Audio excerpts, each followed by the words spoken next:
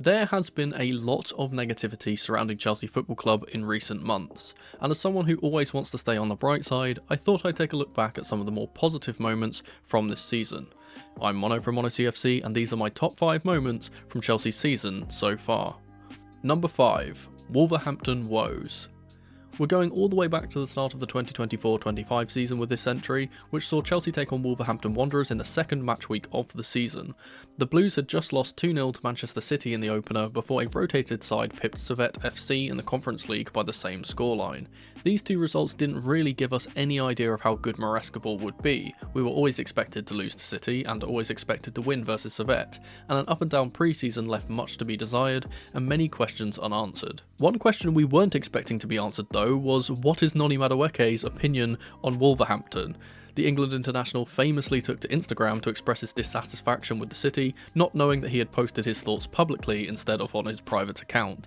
The now iconic phrase, "everything about this place is shit," circling around this fixture as the match day approached. The game started off with its ups and downs. Nicholas Jackson and Cole Palmer picked up where they left off last season with goals from the both of them. A tidy back post header from the former and a superb lob over Jose Sarr in net for the latter gave us a good platform to build off of, though the Wolves would equalise on both occasions through Matheus Cunha and a very late stoppage time goal from Jurgen Strand Larsen in the first half. Getting booed with every touch he had, Madueke put in one of his best performances in a Chelsea shirt in the second half, bagging a hat-trick of similar goals from the right side before now Chelsea loanee Joao Felix would wrap up the game with a 6th, with new signing ex-Wolves man Pedro Neto being the provider. This game was a barn burner throughout, and despite some shaky defending at times and a few offside calls going in the Blues' favour, this was a real statement of intent from Chelsea and a sign of some of the delicious football and attacking patterns to come under our new head coach. And though Madueke eventually apologised for the incendiary comments, I don't think the Wolves fans will be forgetting what he did to them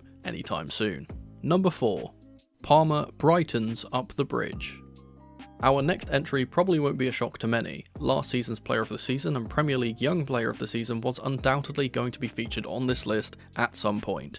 What was a shock, however, was just how quickly he would go on to break another record. It's matchday 6 in the Premier League and Chelsea welcomed Brighton and Hove Albion to Stamford Bridge in what many thought would be a tough test for the Blues. The Seagulls had been flying under new manager Fabian Hürzeler, undefeated in their first 5 games in the league against tough teams like Nottingham Forest, Arsenal, United and Everton. That momentum would soon be halted though. Chelsea put a thorough beating on the side from the south in the first half, with every goal in the game coming in the first 45. Besides Robert Sanchez actively trying to get his former club back into the game with 2 horrible mistakes, first allowing Jorginho Ruter to open the scoring within the first 7 minutes, and then passing it straight to Carlos Baleba to slot in later on, Chelsea were well on top, and our talisman Cole Palmer decided to shine. The ex-City boy would score his first in the 21st minute after narrowly missing 2 opportunities beforehand. Put on a plate by Nicholas Jackson, he would slot the ball into the bottom left to beat Bart Verbruggen. 7 minutes later, Jadon Sancho would drive into the box and be fouled, and Palmer would obviously convert the penalty, putting it in the same place as the first and putting the Blues ahead. And though the penalty merchant narrative would make the rounds on social media, he'd soon shut that noise up as in the 31st minute, he scored one of the goals of the season. A 30-yard screamer from a dead ball in the top right corner would prove far too much for Verbruggen to stop, and Palmer claimed his hat-trick in the space of half an hour.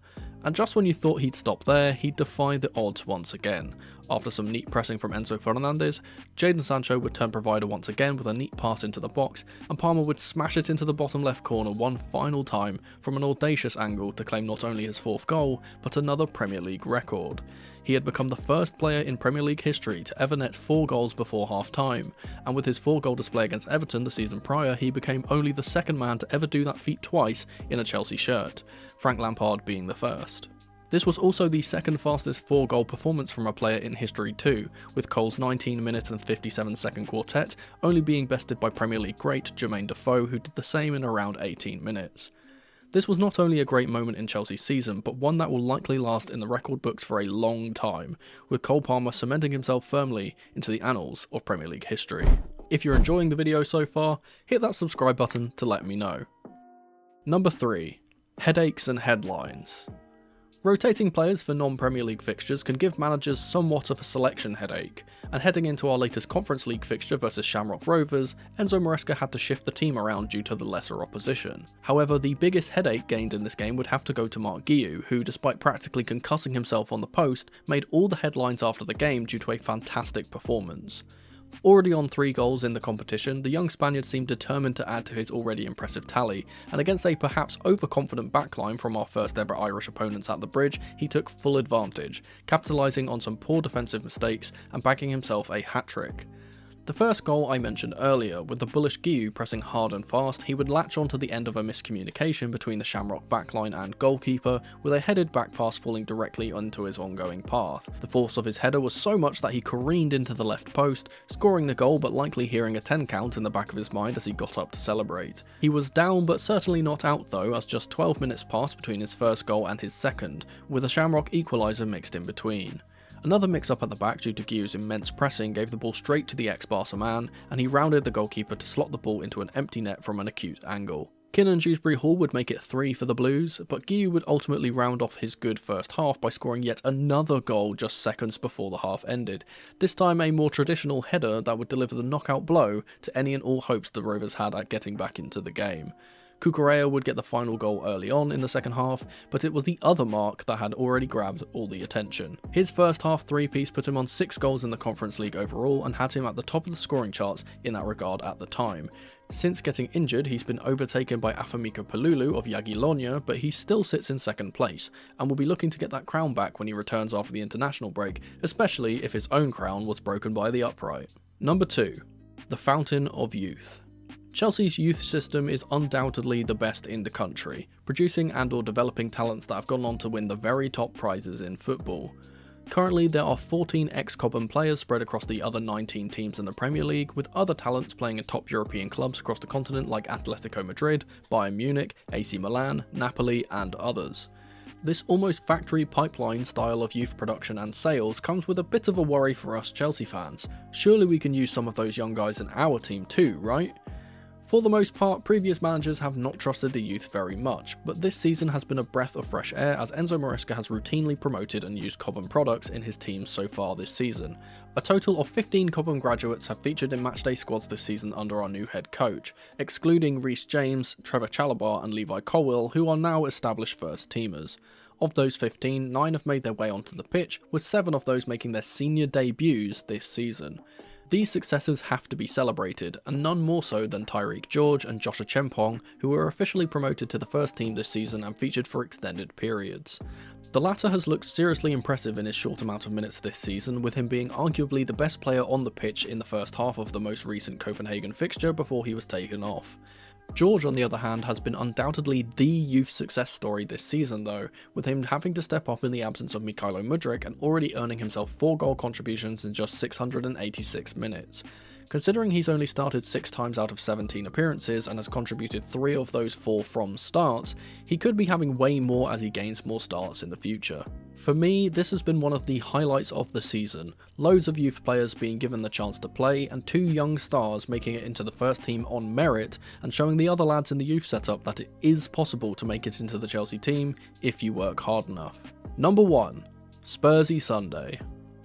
Chelsea vs Tottenham is usually full of thrills, chills and spills, but in this 4-3 affair, the players took that a bit more literally than we would have imagined. Spurs would go 2-0 ahead early on due to Marc Cucurella deciding to do his best penguin impression and slipping over twice, leading to both goals, but a change in footwear would soon sort this problem out.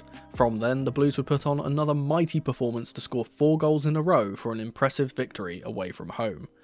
This game was interesting because despite conceding 3 goals, there were so many positives to take from this match, and a few other interesting things of note as well. Jadon Sancho started the scoring for the Blues with his second goal in the space of 2 games with a beautifully curled attempt into the bottom right hand corner. Cucurella, despite being at fault for the first 2 goals, would end up in that wacky inverted 10 role and cause many problems. Enzo Fernandez would continue to belt in the goals after scoring versus Leicester and Aston Villa, before also notching in this game with a sumptuous weak foot half volley after Cole Palmer sent Destiny Udogie for a bag of chips in the build-up. Palmer would also chip in, quite literally, with 2 penalties, one slotted into the left side netting and the other Panenko'd quite brilliantly down the centre to cool down the Tottenham Hotspur Stadium. Chelsea were riding high at this point, second in the league, beating a London rival, fans chanting "We've got our Chelsea back" once again, coming back from a 2-0 deficit to win. Even Anthony Taylor was giving us penalty calls. It was miraculous. Looking back at this period of time, it was clear that we were building something really special. Even with Caicedo playing as a right back and Fofana getting injured beforehand, we still put in a solid performance despite our defensive woes at the other end of the pitch. This would be the last match where we had the full strength of our team too, as Lavia and Badiashile would also get injured after this game, and from this point onwards, despite staying in second for a few more weeks with a win over Brentford and a draw to Everton, we would continue to lose players due to injury, and eventually it would start taking its toll, with us at the beginning of this poor run of form we've been on. It's why I'll always stay positive about this season, because we've been extremely unlucky with those injuries. I personally believe that with a full strength side we'd still be in the top 2, and perhaps even be in a title race, regardless of whether Maresca wanted to admit it or not.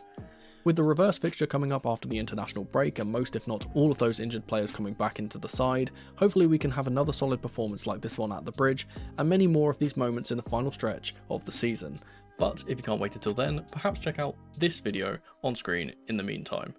Thank you guys so much for watching as ever, and remember, in the rain or in the dry, keep that blue flag flying high. Come on you Blues.